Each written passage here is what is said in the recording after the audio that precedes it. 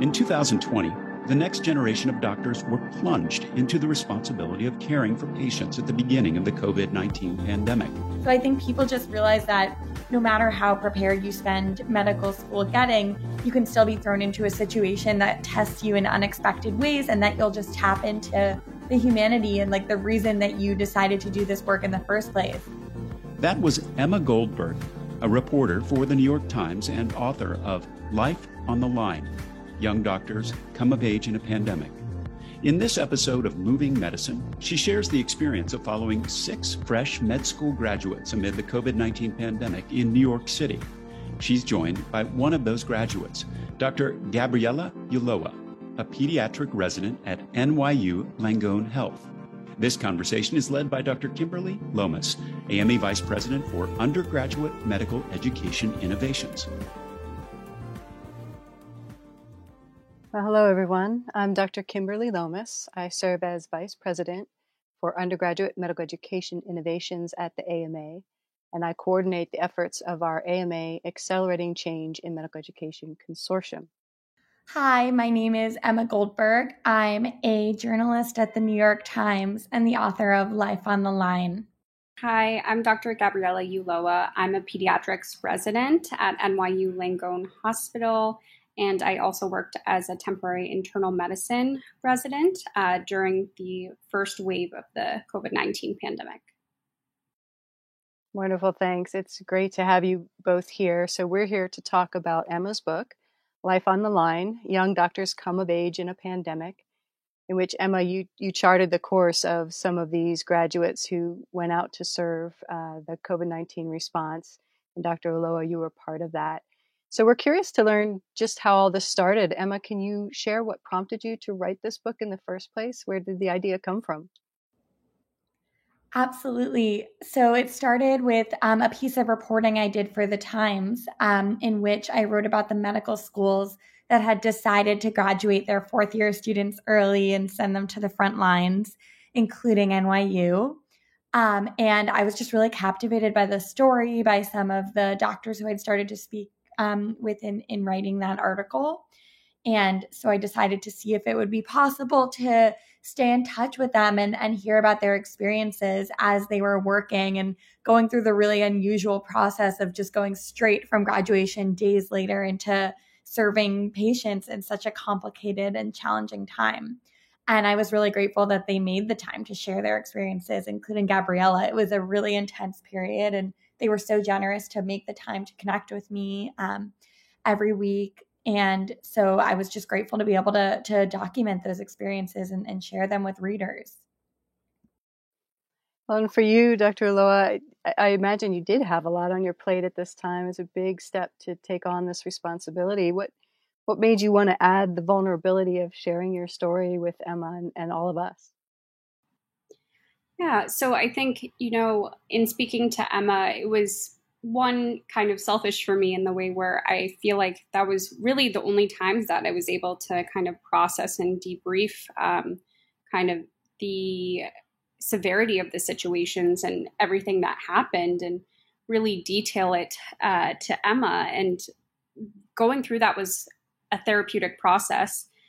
I also feel like it's very important to document these things in the perspective of trainees, because often we kind of get left by the wayside when medical documentation and medical books are written in this way. And so I felt like Emma was really shining a light on the unique circumstances that was our becoming a doctor in this situation. So I was honored to be able to speak with Emma, and I feel like she respectfully and beautifully wrote our experiences.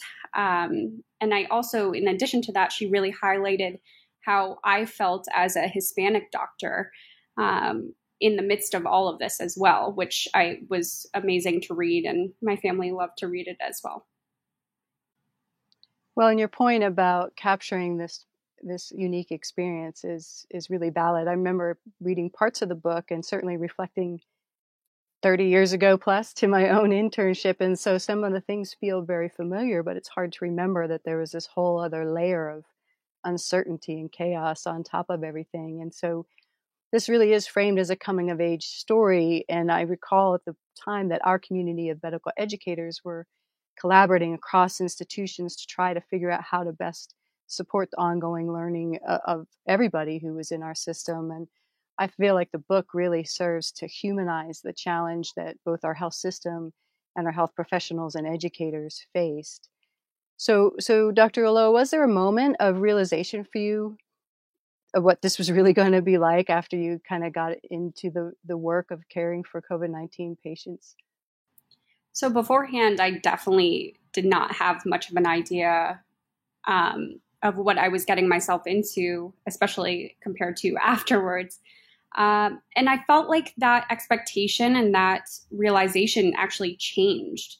I realized that it was very multifaceted and much more complex than I could have ever imagined. I went into it, and in the beginning days of treating these patients, I really was thinking about the acute time period and not recognizing the sequelae of this virus and the consequences that it has down the road in many different areas. So, for example, right now in pediatrics, I'm dealing with the aftermath and the continued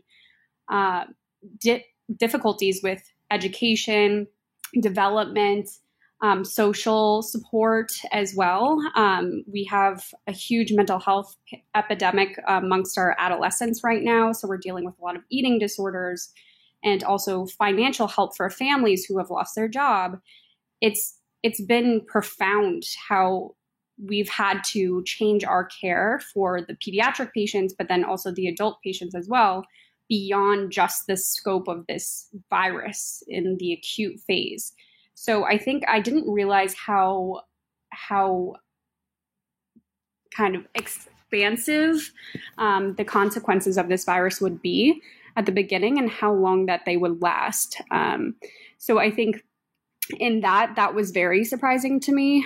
But at the beginning of the pandemic, I kind of started to become used to caring for the COVID-19 patients, even though it was both emotionally and physically difficult as well.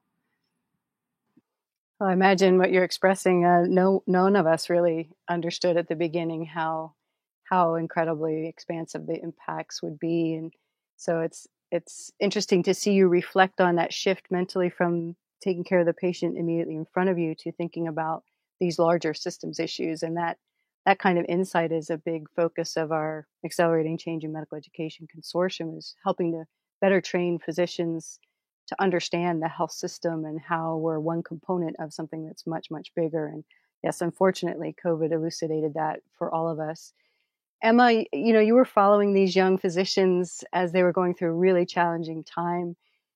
How did you see them change over the period in which you were interacting with them to generate the material for your book? Yeah, it's a great question. I mean, I think that one of the things that I realized is that for some of the doctors I was speaking with, their concept of readiness changed a little bit, or just the concept of like how you can be prepared for a given situation. Because my understanding, and I haven't been in medical school, but it seems like from doing this reporting and speaking with people that you kind of spend all these years leading up to residency preparing and learning as much of the clinical information as you can, learning, or, the technical information, learning clinically how to conduct yourself and go about, your clerkships.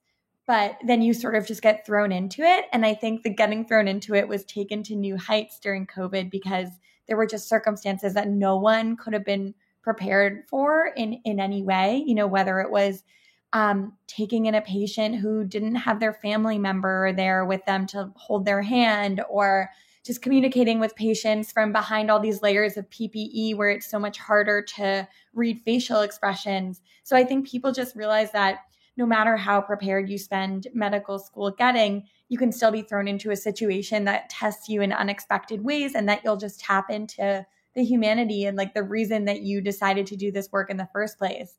And I think Gabriella speaks to that in a lot of ways, because it was so clear to me that, from the moment I first started talking with her, that she wanted to do this work because of like the relationships and the comfort and support she wanted to provide patients. And I mean, in addition to just the clinical and technical expertise, just wanting to be there for them emotionally and supportively. And so I think just that realization that you have all these reserves of emotional depth and courage that you can tap into, even in situations that challenge everything that you've learned and prepared for. Well, I think this issue of preparedness was one of several issues that you ended up highlighting in the book. And I really enjoyed the way that you organized the stories that you were hearing from these young physicians to align them with issues that were already present in medical education, major themes that we're trying to address. But like many other things, COVID elevated them and made them more visible to us. And so that concept of readiness definitely was one of those issues. And I wonder, Dr. Ulloa, if you'd share with our listeners, were there specific aspects of being ready or not being ready that really jumped out to you as you look back on that experience? Yeah, I feel like in medical school, we do learn how to be very adaptable and comfortable with the uncomfortable, as I always like to say. I feel like clerkship year is basically designed for that, right? We jump from one rotation to the next rotation, not knowing where we're going to be, not knowing where to stand. So medical school does a good job of making us adaptable. I think this was the highest test of that, in the way that I think not only us as freshly minted doctors had to enact this adaptability, but also everyone around us had to as well. So the things that we were taught would be our roles as physicians weren't necessarily our roles in this situation, about kind of digging through the evidence, which we definitely did. However, there was really not much evidence-based medicine being done at that time because of the lack of evidence, because of the quick onset of all of this. So I think in that way, it's hard to say that you're ever ready to do these things, but to have the resources and the foundation to be able to do them, I feel like I received from NYU, from medical school, and also in orientation, in them teaching us the basics of it. And I feel like my senior residents and fellows and attendings as well supported me enough so that I could grow from there and figure out different methods and treatments for my patients that would have been difficult otherwise. So I think the support was the most necessary thing to make me feel more ready. But readiness is also a very complex sentiment. I absolutely agree. And I think what you're expressing, and Emma touched on this as well, is that I think sometimes we equate readiness with very concrete technical skills or areas of knowledge. I think most transitions into internship, the young physicians really focused on that. Do I know enough? And do I have the skills that I need? But I think what you're expressing is that this underlying agility, adaptability, keep going is critical. And as Emma also just pointed out, that notion of presence, we often underestimate just how powerful it is to actually just be there and care, especially in a time where being there was somewhat dangerous and a little bit scary for the providers as well. So that's really an interesting reflection. We should embrace that as a medical education community. How do we really look at readiness, and are we adequately measuring that agility and adaptability that you're referring to? Medicine doesn't stand still, and neither do we. AMA members don't just keep up with medicine, they shape its future. Help move medicine, join the movement. Visit ama-assn.org/movingmedicine. Emma, are there other issues beyond readiness that you'd like to highlight that came up? There were several themes that ran throughout your book. I think just another thing that emerged for me is also the changing conception of like what courage looks like in a given situation. Because I think, when I started talking with the doctors in the book, I thought baseline, these are such, courageous people who in a moment when everyone's so scared, they're stepping forward, even though they know the risk that might pose to their own health or to their families or to their partners. But I think over the course of the weeks of talking to people, it seemed to me like people learned that there was a layer of courage even beneath that, of like knowing when you kind of had to do work that actually was not at all what you'd signed up for. Like I think that the doctors in this book and all doctors really like are signing up to heal and to help people recover and to, be with people through really challenging times. But in some instances during the weeks of COVID care, like that wasn't even possible because I was talking with doctors who the very first patients who they took care of passed away almost immediately after they got to the floor. So that's a situation where you just really can't even do the work that you were trained to do because maybe you're coming there to heal, but there's no way to do that. This is a person who might pass away within an hour of meeting you. And there's the courage of like kind of moving through those situations and then still showing up again the next day. And what struck me is that like none of the doctors who I was speaking with for this book at all expressed any regret about doing the work that they did. And it didn't make any of them question wanting to pursue these careers in medicine. So I think that there was this layer of courage that emerged even beneath the kind of baseline courage of showing up in a challenging situation, which is moving through days and weeks of even when the work is so much more challenging and so different than anything you could have expected to be doing. And then just kind of showing up again the next day. And even with positivity and an upbeat spirit or not when that wasn't possible. But that really struck me as just all the layers of kind of depth that people brought to the work. Well, and I love that you apply the word courage to that because, again, I think it's something that we often in medicine don't give ourselves credit for, but that showing up each day in and of itself can be really richly rewarding to the physician, even though you might not have the ultimate impact that you had hoped you had. So I do think it is hard for folks who are outside of medicine to really understand that intensity of caring for people who are in distress or caring for someone who's dying, caring for the family members of someone who's dying. Dr. Ulloa, when you look back, is there any way that you can articulate what that felt like? Have you talked to your friends or family or to anyone that you can try to describe it? Or is it just really tough for people to comprehend? I think it was very tough for people to comprehend who weren't in medicine around me. And I also felt it was difficult to communicate as well because everybody was having their own struggles with this pandemic in different manners.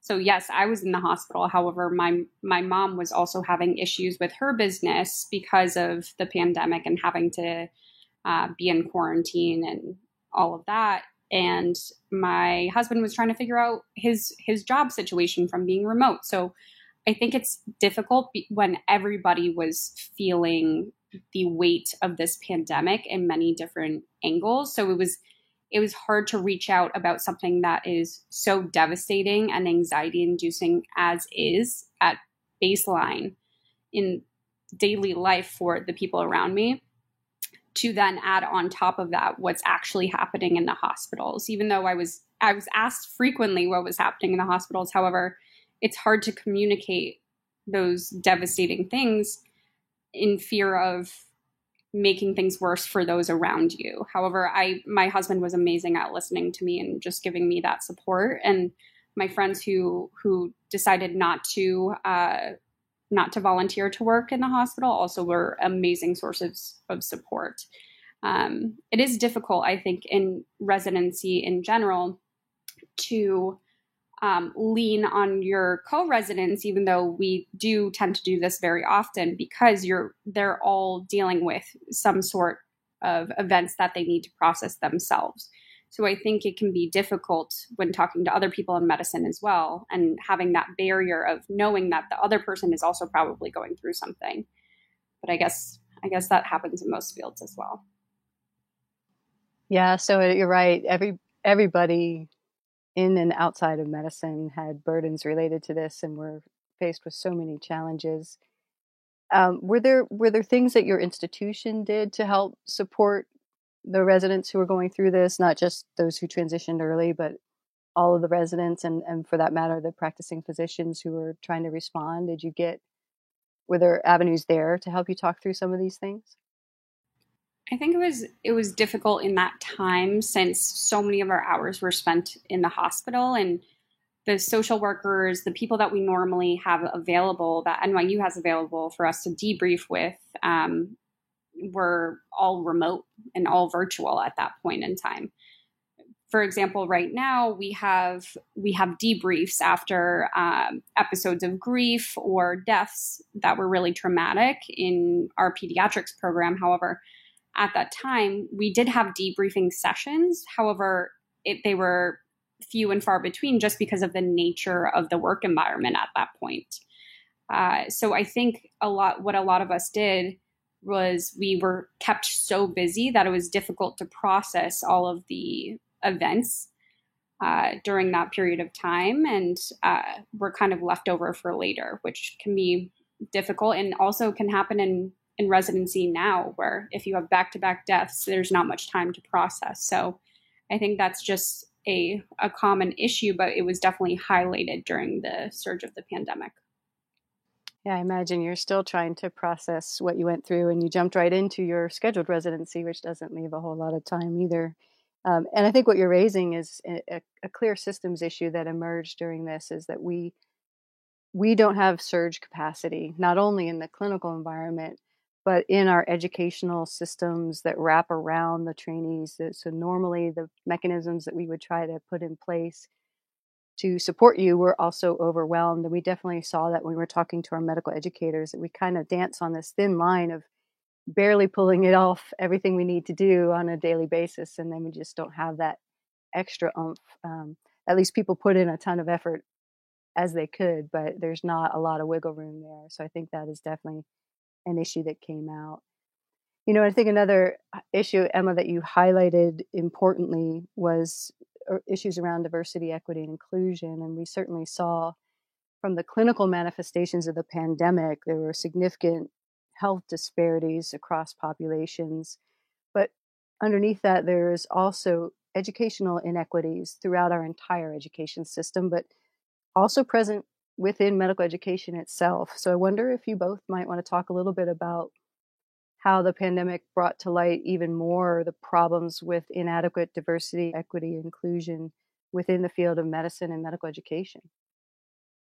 Yeah, well, I just want to start out by saying, first of all, that I think the pandemic amplified the calls for representation and diversity in the field, and just brought into light how much more critical and high stakes the effort to boost representation of communities of color in the field is. And an area of research that I really got to dive into and is around concordance, which is the area of research that shows that patients actually have better health outcomes when they're seen by doctors who come from the communities that they come from. And there's really powerful research on this, especially a study called the Oakland Men's Health Disparities Project, which looked at a group of patients in Oakland and found that they were actually more likely, this was a group of Black men, and it found that they were more likely to consent to things like cholesterol tests and diabetes screenings when they were seen by Black doctors as opposed to non-Black doctors. And I think what that kind of research shows is just that when we talk about diversity and representation in the medical field, it's like the stakes are people's health and people's lives. And it's just critically urgent work. And I think a pandemic that disproportionately devastated communities of color just amplifies that even more and makes it clear how important that work is. And Gabriela's actually been doing that work at NYU. And I just wanted to say, to me, the pandemic has been a moment when more than ever, we're aware of how urgent the stakes are around this issue. Yeah, I completely agree with Emma. And I feel like the amplification during the pandemic here, it reached levels that I think weren't being reached before. So, for example, I think kind of the people who have higher financial status and are in different, classes and not in specific neighborhoods, they weren't feeling the inequities because they hadn't experienced them. However, I think with this pandemic, it amplified the inequities so much, and it affected them because of the rates of COVID in New York City and the country as a wider population, that I think finally people started to pay attention to it. And it's unfortunate that it took something to amplify it so profoundly for it to get a little bit more attention. And it's something that's been talked about very, very much recently, about diversity, specifically with medical students and residents as well. And, only 5% of practicing physicians are Black and 6% are Hispanic. And I was very aware of those statistics when applying to medical school, that it would be definitely a barrier for me. And that I would have to work 10 times as hard to be able to get in, with not as many resources as my colleagues. So I think I was so adamant to become a doctor because I really, especially a pediatrician, because I wanted to show people and kids who looked like me and who were like me that they could get to this level, that they could get to somewhere and do something that we weren't doing 30, 40 years ago in the United States. So I think that was important for me. And with the pandemic, it was definitely an emotional experience for me, because I saw people who could have been my family members receiving care and super sick from COVID, and disproportionately so compared to white patients. So I think that was really difficult to deal with. However, I felt very lucky that I was able to have contact with them, because I was able to speak Spanish to a majority of the patients. And I think it brought them a sense of comfort and understanding that they wouldn't have necessarily gotten otherwise. Not to say that translators aren't needed or amazing. However, it's just different when you have the person with you. And you're able to relay your concerns. So I think it's definitely necessary that residents and medical students reflect the diversity of the community, because you're basically having patients entrust their bodies and their health with you. And so they want to know that they can trust you. And unfortunately, a lot of times that depends on who looks like they're from their community. And I'm finding this now, for example. So we, during pediatric visits, discussed the COVID vaccine with parents during each of our visits at Bellevue to make sure that everybody from that community is getting vaccinated, because we serve a low socioeconomic status and largely minority patient population. So we are doing our due diligence to try to get everybody vaccinated. However, I do find I have more success with Hispanic patients, because I'm able to answer their questions from a standpoint and with the cultural knowledge that I don't think they received prior to then, or at least that was what was communicated to me from them.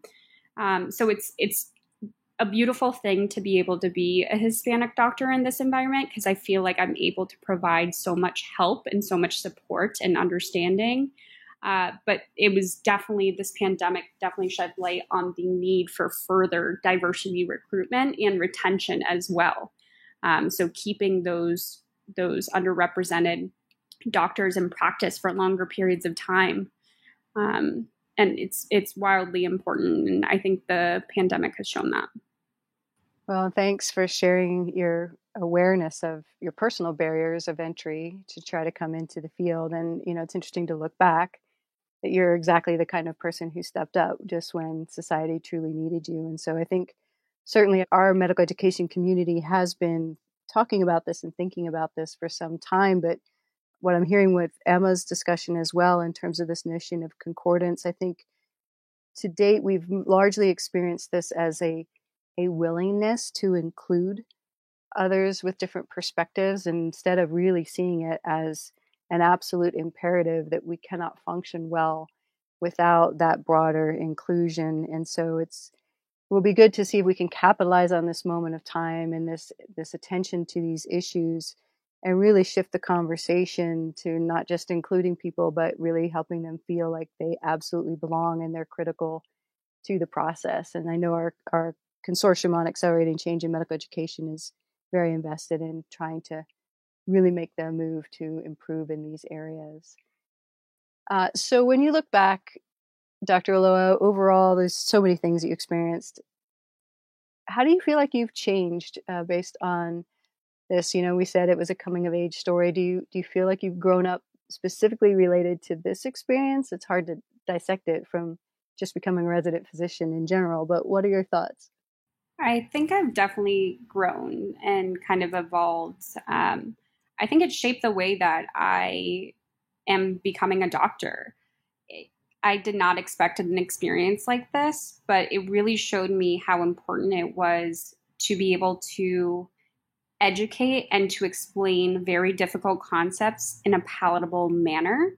And I use this now every single day in my practice in pediatrics, is really trying to explain very complicated issues like the COVID vaccine, and also different systems issues of what barriers are in the way for specific patients.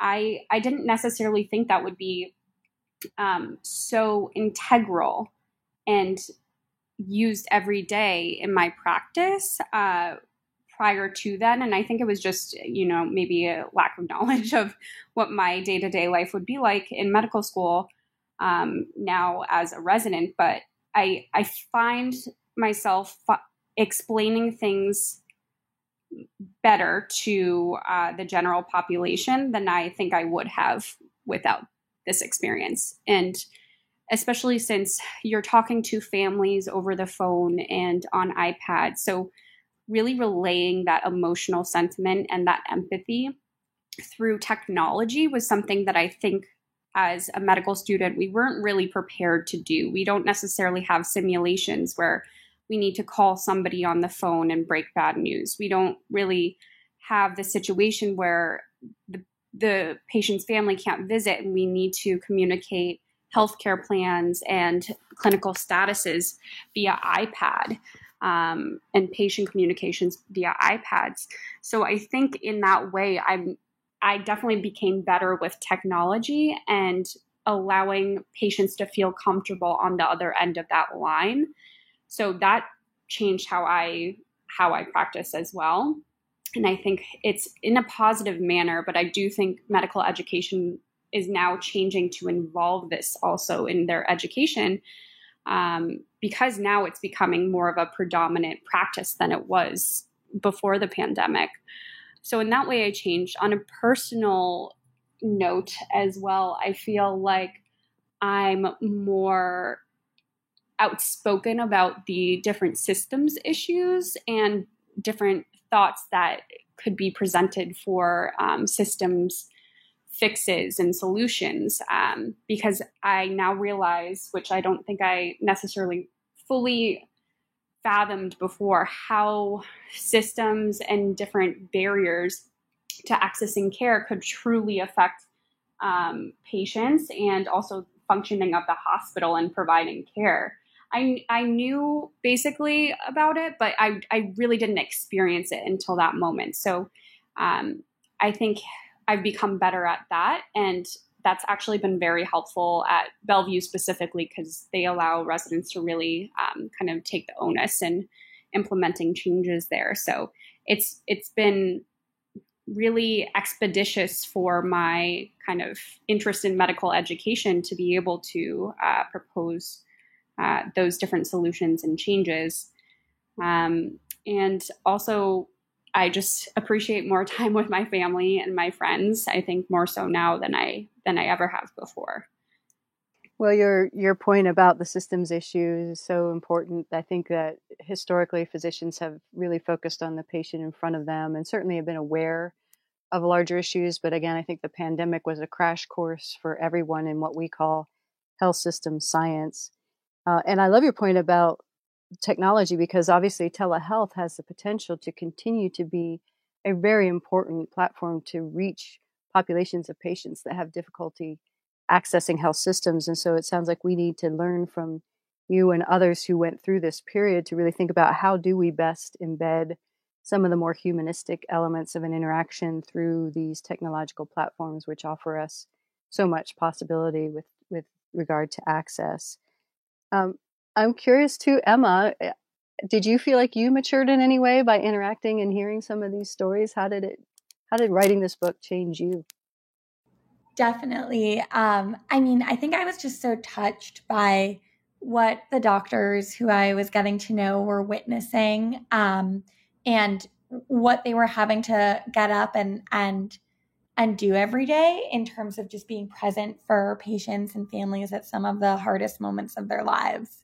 And it was really inspiring for me too, because I think in the early weeks of the pandemic, I felt a little bit of a sense of paralysis because it felt like the city was being ravaged by COVID and the hospitals were overwhelmed. And yet it was also this moment of so much isolation and people were more disconnected from each other than ever. And it wasn't even really clear how people could sort of help their friends and neighbors because, we were all being told to really lock down. And as a reporter and just as a neighbor and a person in New York, it felt really confusing kind of navigating like, what can we do to be helpful in this moment? And so I think it was really inspiring for me just to get to connect with people who were waking up every morning and doing the most that they possibly could and contributing the most possible to their patients, to their hospitals, to their communities, and just to the city as a whole. And I remember the first few times that I went and did the like 7 p.m. applause for healthcare workers, I would picture like the people who I'd been talking to and whose experiences I'd been following. And it just felt like it gave me this extra level of kind of connection to that tribute and to the work they were doing and to the city. So all of that's to say, yeah, I just felt really, really moved by the reporting and the stories I heard. Medicine doesn't stand still, and at the AMA, neither do we. AMA members are physicians like you who are shaping the future of medicine. Become a member today and join the movement. Visit ama-assn.org/movingmedicine.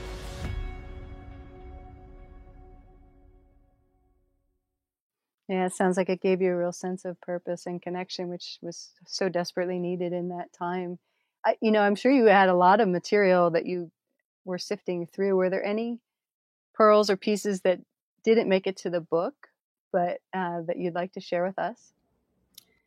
Yeah, this is a story that I wasn't able to include in the book, but I did write a subsequent article about it. But it was a story that just had really stuck with me. And this was a doctor who I remember, so he took in a pair of patients, a mother and a daughter, and they both had COVID. And he was caring for both of them, and they were in the same room. And then the mother coded and passed away one night, and the daughter was in the next bed, and she heard and saw the entire code. And she was playing this song to kind of drown out the noise of it, the song that her mother loved the most. And the doctor wrote an email. He left the room, and he was an intern, and he left the room right afterward and then just kind of wrote out his thoughts. And the thoughts were just sort of feeling almost like this was a moment of moral crisis for him, watching this almost like unconscionable situation play out. And it was a story that really stuck with me because it felt like these moments of just so much grief and loss, and doctors had to just be there for patients in the midst of that and help them make sense of what was incomprehensible. And then still also that he was able to offer kind of some degree of comfort to the patient and to the daughter and to suggest that she play this song that her mother loved in that moment. And so that was just a story that really stuck with me of the people just witnessing all the kind of lowest lows and still coming out of that, resilient and dedicated to the work. Yeah, that's an intense story. And it's, it reflects well upon him that I think the fact that he was even conscious of how upsetting that was, it says a lot, when you're in the midst of trying to deliver all this care. It speaks highly of him as a professional that he was mindful of how uncomfortable that situation was for the daughter and did what he could to help. Maybe we can flip it a little bit. And Dr. Ulloa, was there any particular point in time that you felt particularly empowered, some part of this that really made you feel rewarded in terms of the effort that you and your colleagues were going through? I don't know if I felt empowered, but I definitely felt supported. And I think the moments that I remember the most are where I felt hopeful in seemingly a hopeless environment. I think the hopeful kind of feelings that I did have were when patients were starting to recover, when I saw them get so sick and we were on the border of sending them straight to the ICU, and all of a sudden they would bounce back. And it just reminds me how resilient people are. And so that made me very hopeful. And especially this one woman who I really bonded with. She looks like my grandmother. And it was just so nice to see her be able to get out of the hospital, and to discharge her was so nice. However, at the same time that we were having those discharges, they were also scared as well, right? Because we don't know the long-term effects at that point and what would happen next. However, it's just so nice to see the recovery from that. And I think that's what keeps you going during these situations where it feels hopeless when everybody's dying around you. However, you do see those cases where they get better. And just knowing that that's possible keeps you going. And now I get hopeful every time that I'm able to get somebody vaccinated. And I feel like the hope is kind of coming back into the city, and it's a little bit more of a hopeful place now. Yeah, I agree. Clinging to those little glimmers of hope during that time must have been so critical. And you're right, as much as we can move our population to getting vaccinated and protect them as much as we possibly can with the tools at our hands is wonderful. So Emma, what do you hope that people get from reading this book? What's the main takeaway that you would aspire that they would achieve? I don't know if there's one main takeaway, but I hope that it just, in one sense, like humanizes what doctors went through during this year, but also that like what doctors often go through when they're making the transition from medical school into intern year. And I think one of the reasons I started getting into reporting on medical education and medical training at the Times is that I felt like there weren't a lot of stories being told of like the culture of medicine. And I think that's something that can be so foreign to people who haven't gone through medical school and medical training and residency. There's all the jargon and the kind of terminology that not everyone understands. And so I wanted to bridge that gap a little between people who don't have a background in medicine but want to understand what it's like to go through that period.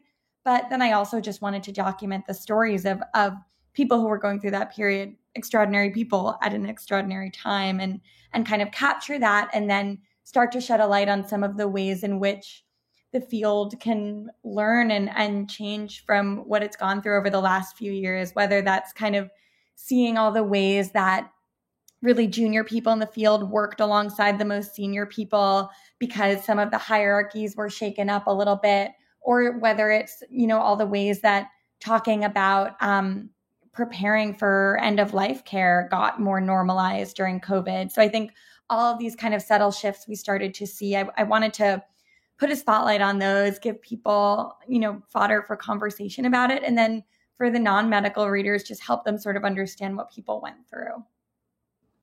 Well, and I must say, I respect, you mentioned culture, and I respect your writing in that you challenged us on areas where our culture needs to improve, which there are many opportunities within the culture of medicine to improve, but yet at the same time, you respected the things that are very positive and particularly illustrated by the stories of these young physicians. How about you, Dr. Ola? Any major hope that people get from this book? Yeah, I hope for medical trainees that they can read this and just know that even though we are trained to be solution oriented and really driven to find diagnoses and treatments, that it is also okay to just be there for your patients. And in that way, that's a therapy too, for these patients. And I think sometimes we don't necessarily learn that in medical school. We learn how to diagnose, we learn how to treat. However, just to be there and provide the emotional and empathetic support that people need, sometimes that's all that we can do. And that I hope that they understand that there is an emotional toll that can come with that. However, it's a treatment nonetheless that you are giving them at that point in time. So I think from a medical trainee standpoint, I hope that people realize that everybody struggles as well with these difficult decisions and schedules and emotional experiences. And they're not alone if they're also struggling. And I hope to the other doctors and people who are in charge of diversity recruitment of their class and residents that they understand that we have some long strides to make in that process. And I think we're already talking about making them. And I think it's amazing to be here during this period in time in medical education. And for those readers who are not medical, I hope that they realize that doctors are here for them and that they can ask us any questions about anything, and they will have our support in that. Well, and I thank you for your willingness to be there in a very difficult time. And so I think you're right that is a very critical aspect of this. And so appreciate your willingness and those of your peers to step up at a time that was quite difficult to be there. Thank you both for being here. It's been a great conversation as we discuss Emma's book, Life on the Line, Young Doctors Come of Age in a Pandemic. Really appreciate engaging with both of you. It's been a pleasure. Thank you so much for having us. Thanks for having us. Thanks, Gabriella, to you. But thanks for having us on. That was New York Times reporter and author Emma Goldberg with Drs. Gabriella Ulloa and Kimberly Lomas discussing Life on the Line, Young Doctors Come of Age in a Pandemic. Pick up your copy of the book online or at a bookstore near you.